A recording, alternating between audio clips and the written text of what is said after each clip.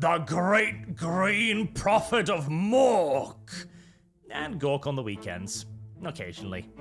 Now, technically, I have talked about Wurrzag once before, but that was like 10 years ago, and he had to share a feature, a deep and abiding disservice to the bestest of the Orky magic boys. So we are going to correct that crime today with a proper focus on Wurrzag, the great green prophet. His tale begins many, many years ago, deep in the Southlands. A assertively inhospitable portion of the Warhammer world, near completely covered in vast, dense jungles, and split near perfectly down the middle by the Great Mountains Range. The population of the Southlands, such as it is, consists primarily of lizardmen, who have been there since the beginning of time, and have evidently never seen any particularly compelling reasons to go anywhere else. There are also a few scattered settlements of elves found in the Southlands, primarily along the more hospitable coastal regions, including the Fortress of Dawn, which was once a major elven naval base and a window to the east, all the way back in a long-lost time when the light of Ulthuan touched every corner of the earth. But today's protagonist is neither a knife ear or a scaly. He is, of course, a greenskin, as orcs can be found basically everywhere. The hardy critters finding a way to survive in all known corners of the world, save possibly the southern and northern extremes of the Chaos Wastes. Nevertheless, even for the rough and tough greenskins, the Southlands are a pretty challenging place to survive, and only the hardiest, and craziest, manage to do so. Amongst that number of absolute lunatics were the Bone Nose tribe. This is where we find a very, very young Wurrzag, before even he was ever blessed with the touch of the gods. He was but one of a number of savage orcs living in the Southlands, hunting the various monstrous critters that make the jungle its home. And they were evidently doing better than most, all right, certainly, as it is made clear later that they had boar pens, where they kept and trained war boars. This suggests they had a fairly significantly sized settlement, along with reasonably developed social hierarchy by, orc standards. In other words, they had big old bully boys capable of beating up the majority of the tribe, effectively enough to keep them in line. They also had shamans, including their head shaman Whizbang, whose unpleasant demeanor will play a key part in today's story. But despite being a relatively settled and sizable tribe, the Bone Nose were by no stretch of the imagination considered a major power in the Southlands. The lizardmen certainly felt no threat from them. If they had, they would have annihilated them long ago, and the elves probably didn't even know that they existed, hidden away deep within the jungle as they were. Little more than primordial barbarians, really. But even painted savages have a sense of pride. Such was the case with the greatest shaman in the Bone Nose tribe, Whizbang. As the chief shaman of the Bone Nose tribe, he was living the good life. He got first pick at the carcasses dragged in through the gates by the savage orc hunting parties, and of course he enjoyed a great deal of respect from his fellow greenskins as well. But all of this was put under threat when one day the tribe was awoken by loud screaming noises from one of the huts in the village. Curious, the orcs decided to investigate. whereupon they discovered a young orc levitating in the middle of his hut while screaming his lungs out and green lightning firing from his eyeballs.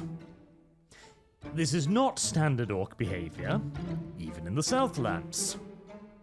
And seeing an emerging threat to his easy lifestyle, Wurrzag swiftly made the judgment call to declare this young orc a heretic, a danger to the tribe, an uncontrolled shaman. He could go boom at any moment. And to be fair, he could go boom at any moment. Unironically, that happens. Orc shamans have a very limited life expectancy, largely because they do have a tendency to go boom at any moment. You see, greenskin magic is not particularly stable. In fact, calling it magic is a bit of an interesting terminology, really, because normally magic, of course, relies upon the winds of magic, chaos in essence, but harnessed, controlled, and bound, whether through incantations or through runes. It is the raw stuff of chaos turned into something more directed, and, again, importantly, tamed. Wurrzag magic, however, is not tamed. It is the raw stuff of Gork and Mork, the gods of greenskin kind, simply flowing wild into the caster. Basically, if regular magic is like a rifle, a series of carefully constructed, crafted component parts, all intended to slot neatly together, then assembled with great care and diligence before being loaded and finally fired, then greenskin magic is like a blunderbuss, haphazardly slapped together by whatever pieces fell off a Volkswagen Jetta, before then being loaded with live hand grenades and pointed in the general stratospheric direction of the opposition. At which point it's a 50-50 whether or not the orc in question realizes that he's supposed to pull the trigger before the ammunition explodes. So, basically what I'm saying is that whilst it is highly unlikely that old Wurrzag was motivated entirely by noble ideals of protecting the tribe, he did have a point. Thus, the other savage orcs of the tribe were not difficult to convince. They grabbed the young Wurrzag by his teeth and his ass and tossed him bodily out of the tribe, forbidding him from ever returning. And that was that problem solved. As Wurrzag, the bone-nosed tribes, and Wurrzag himself all expected that the poor young orc would swiftly be transformed into predator poop. An entirely reasonable supposition, as the life expectancy of a lone orc lost in the Southland jungles was usually measured in picoseconds. And yet, as Wurrzag stumbled his way through the green, nothing jumped out of the bushes to eat him. Highly irregular. It could have something with the errant bolts of green lightning still arcing off his body, setting little fires here and there, or the fact that he stunk of ozone, which is a very bad sign by and large in the Warhammer world. Irrespective of the real reason, however, Wurrzag was just grateful for the reprieve. He had, after all, just had his entire life turned upside down, and being something's lunch on top of all of that, well, that would frankly just have added injury to insult. Plus, there was already ample injury going on within his head. As mentioned already, greenskin magic isn't so much wielded by its user as greenskin magic wields its user. Its blessings rarely come to those who actively seek it, if we were even to assume that the average orc would have the intelligence acquired to attempt to seek out magic, but that's neither here nor there. Fact is, Wurrzag had apparently been chosen, something he considered to be quite the curse at the moment, because It's one thing to see magical visions of ginormous green-skinned gods stomping all over the mountains when you have imbibed a sufficient quantity of mushrooms the evening before, when instead these, visions come alongside head-splitting murderous migraines that leave you incapacitated for hours or even days at a time. Less fun. Especially in a survival situation, which is of course exactly what Wurrzag found himself in now. Without the support of the rest of the tribe, he would need to find food and water and shelter all on his own. Luckily for Wurrzag, he is of course an orc, and they are exceptionally omnivorous. Orcs can eat basically anything and be fine. Even poison mushrooms will only lightly inconvenience them for a limited period of time. And honestly, at this point, he would find overwhelming stomach cramps to be a refreshing change of pace from the splitting headaches. Orcs can also drink pretty much anything, no matter how tainted. Well, short of the concentrated toxic vomit of a jungle-dwelling lizard, I suppose, or the semi-liquid ejaculate of a Nurgle demon. But barring these, God be praised, rare examples of liquids, or chunky liquids, orcs should be fine drinking pretty much anything they come over. And as for shelter, again, orcs are absurdly hardy. So, as long as none of the critters around decided to attempt to have him for a afternoon snack, Wurrzag was hardly safe. In fact, he was probably safer outside the tribe than inside of it. After all, the natural predators appeared to either be afraid of him or instructed by some great entity to leave him the hell alone. Meanwhile, within the tribe, whiz-bang, if he didn't manage to expediently exit Wurrzag, may have elected to move on to more final solutions to get rid of the competition. And unlike the natural predators, an army of orcs would probably not be dissuaded by the occasional jolt of static electricity. In a way, whiz-bang might have done him a favor.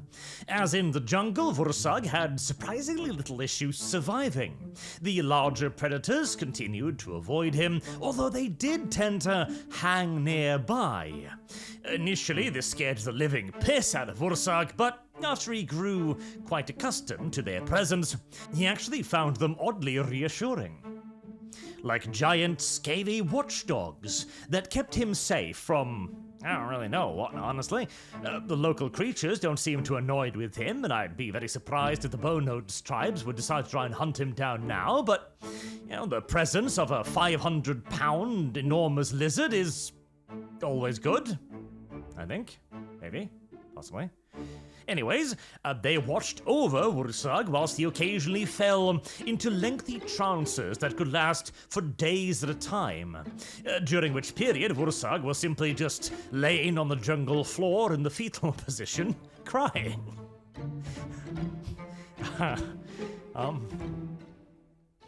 He might not have felt like the Chosen One at the time, but that is exactly what Wurrzag was, the Chosen One. He just didn't have the faintest clue what he'd been chosen for, just yet. Nor were the gods entirely sure either, as it took years of wandering blind, dumb and confused through the jungles until one day, on Geheimlich Nacht, the one night of the year where both moons of the old world are easily visible, with Manslieb and Mortslieb high above, finally, Wurrzag arrived at what appeared to be a long-fallen green-skinned settlement, a fortified city, a castle, a tumble-down fortress, perhaps. Wurrzag wasn't quite sure. As a savage orc, he'd never seen anything even remotely like this. All he knew was that it was ancient, that it hailed from a time long before him, long before his tribe in all due likelihood, probably long before most of the intelligent races of the Warhammer world grew to prominence. Possibly a holding of the orcs of the truly ancient times. The times of the old ones, mayhaps even, as orcs certainly do not build massive, complex fortifications anymore, no more so than heavily fortified camps, at best surrounded by palisades or one large rock stacked atop another. But here, there was masonry, there was architecture, there was precision in the fortifications and the constructions. Again, to the savage orc mind, this might as well have been magic. But following the insistent little nagging voice in his head, he eventually came to one small shrine, temple, a place of worship of some sort. It was as down-tumbled and overgrown as the rest, but within it he discovered a wooden mask. This was a bit weird. Yes, the rest of the fortress had clearly been decrepit and abandoned for thousands of years, and here a painted wood mask sat across all of the fall from glory and looked as if new. The paint was still vivid, the markings still obvious for anyone to see. The wood itself was a bit dirty, a bit dusty after having sat there for God's only knows how long, but otherwise fine, free of rot or other corrosive effects. Feeling curious in the way that only an orc can be, Wurrzag decided the best course of action would be to put the mask on. You know, I would say that this tends to be a near uniquely idiotic choice, enacted only by brain-damaged explorers in movies, but having read far too many other stories about explorers, both real and fictional, finding doodads and immediately putting them on, I don't even know if this is a unique orc failing at this point. Anywho, after Wurrzag, in the strange, desolate place, put on the strange mask that the strange voices in his head told him to don, he was suddenly transported, seemingly at least, into a completely different world. As if he had been transported back in time, he stood in a vast, brightly lit throne room, dominated by a vast throne covered in furs. Obviously, Wurrzag was a bit upset by this sudden change of scenery, and understanding that putting on the mask may have been a calculated mistake, attempted to remove it from his face. That didn't work. Of course. As anyone who used to watch The Mask show as a kid would know. Wurrzag also realized that he hadn't simply plucked the wooden mask from the ground or some plinth, but rather a corpse. A bony, dusty old skeleton that now stood before him as it transmogrified itself into another shaman. Here, at long last, lay the answer to Wurrzag's question, his quest, and the reasons for why he was chosen. As the other orc shaman simply said, "Oi, you just gotta find the git." Wurrzag, confused, simply stared at the now speaking and apparently alive skeleton, who blinked back at him and continued, "Git! You just gotta find a git!"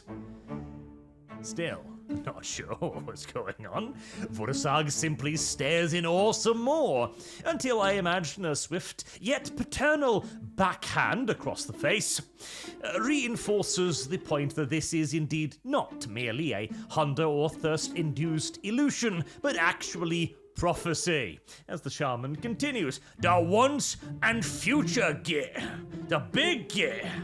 Now, apparently Wurrzag knew about this once and future git, as he featured prominently in the myths of various savage orcs and in the Bone-Nosed tribe, a mythical leader that would return from the past, the future, Gork and Mork only knows, to reunite all of Greenskin kind, and lead them finally to victory and dominance over the entire world.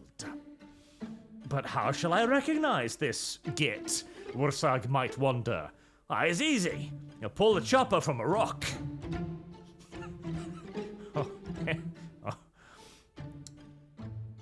Very well then. Wurrzag had his mission. He was to go and find the once and future Git. Then he would bring him to this ruin, whereupon he would pull an axe from a stone. Easy enough. Nodding in what resembled understanding, Wurrzag accepted his holy mission, and the ghost shaman simply said, "Here," and tossed him his stick. It's a good stick. And a good stick it was indeed, a magical stick that would help Wurrzag channel and guide the powers of Gork and Mork without blowing up, hopefully. Now invested with his holy mission, Wurrzag was no longer a mere low-level wandering shaman. His destiny called him north to discover the one true Git. But first, an act of petty vengeance called. As Wurrzag turned right around and headed south, back to the Bow-Nosed tribe, so that he could, in a flash of overwhelming magic, turn that little cantankerous old shit whiz-bang into a furry squig. As one does to old enemies. Wurrzag proceeded to chain the furry squig onto the top of his brand new magic stick. The rest of the Bow-Nosed tribe were a bit upset about this and were threatening to ritualistically eat Wurrzag, but after he'd called literally down the lightning from the heavens to scorch a couple more of them into twitching, burning, translucent skeletons, they swiftly desisted and decided that following Wurrzag was a vastly superior fate to being turned into, candles. They offered up the finest of their war boars to Wurrzag, a mighty black beast by the name of Spleen Ripper.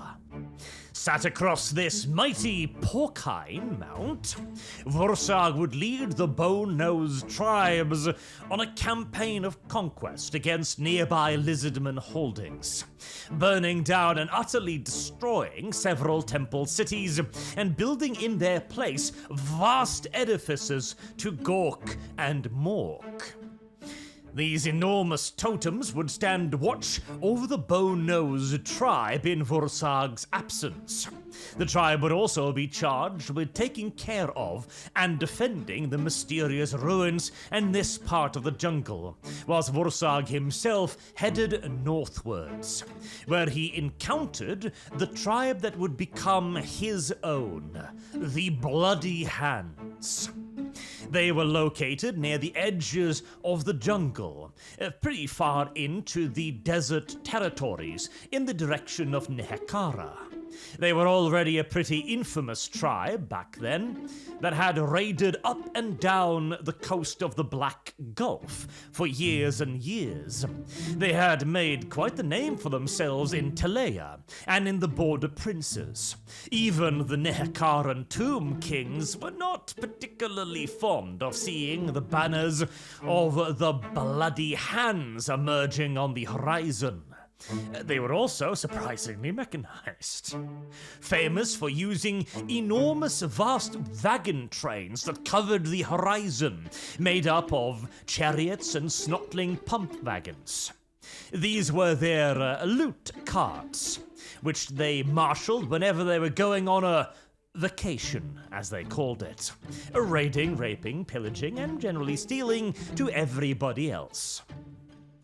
They were an unruly lot, and Wurrzag would have to turn more than one warlord inside out until they realized that they couldn't simply just eat the new Git, but did instead have to follow him on his quest to find the one and future Git.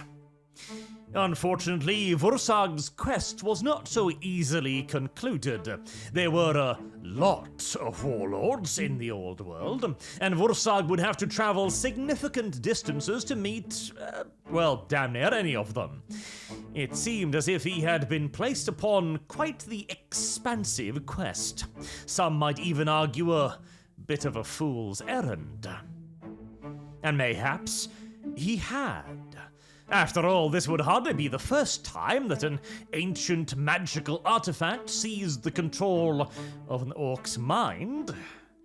I'm just saying that it's not entirely certain whether or not Wurrzag is still in the driver's seat or the mask.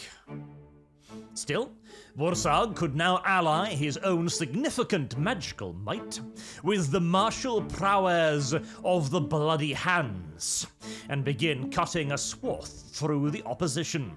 Wurrzag brought to the brutality of the Bloody Hands something they had often lacked: a little bit of discipline, quote-unquote, again by orcish standards, and a proclivity for anti-magic tactics. The Border Princes, of course, have plenty of hedge wizards. Tilea have long understood that there are darker forces in the world than other humans, and have also made ample preparations for deal with the most such things. And with the Nehekarans directly to the south, the Bloody Hands have had to deal with more than their fair share of mages over the years. Many of their greatest setbacks have probably been to magic users. But Wurrzag, as a mage, is far more interesting than most shamans, as he does not merely possess the ability to call down great hammering fists or stomping feet to crush the opposition. He also has a very unusual effect on other magic users. He turns them into squigs. This is not a power that Wurrzag seemed capable of but controlling, mind you. He isn't deliberately doing this. It seems to simply be a side effect of having Wurrzag nearby. Another benefit as well is that Wurrzag's magic is now significantly more stable than practically any other orc shaman. This is partially due to the effects of the mask guiding him and directing his magic, and also due to old Whizbang, who rides atop his staff. As Whizbang, usually growing fiercely with all kinds of captured warg magic, is in essence a lightning rod and a battery at the same time. When Wurrzag is about to go kablooey, Whizbang takes most of the brunt of the force and vents it through his screaming mouth and fur.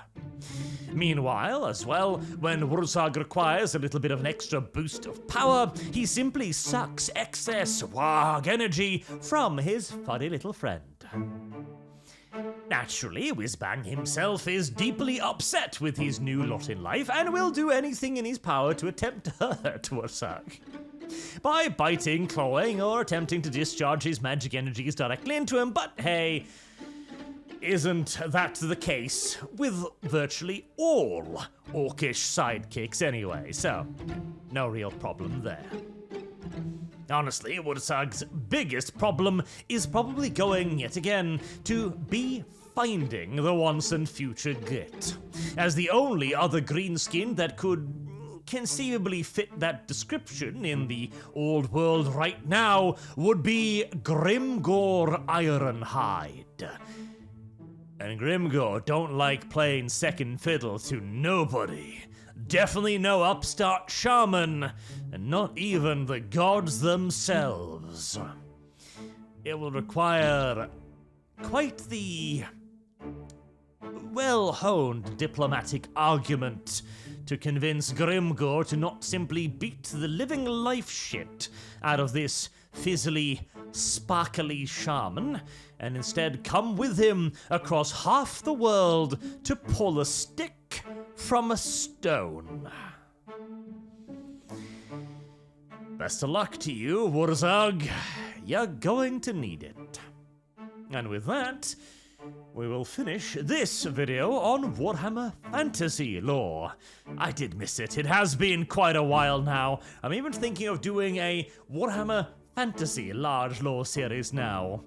There still is that great war against chaos thing that I never quite finished. Perhaps. But until then, as always, I have been Arch. Thank you all very much for watching, and I do hope to see all of you again soon. Have a good day.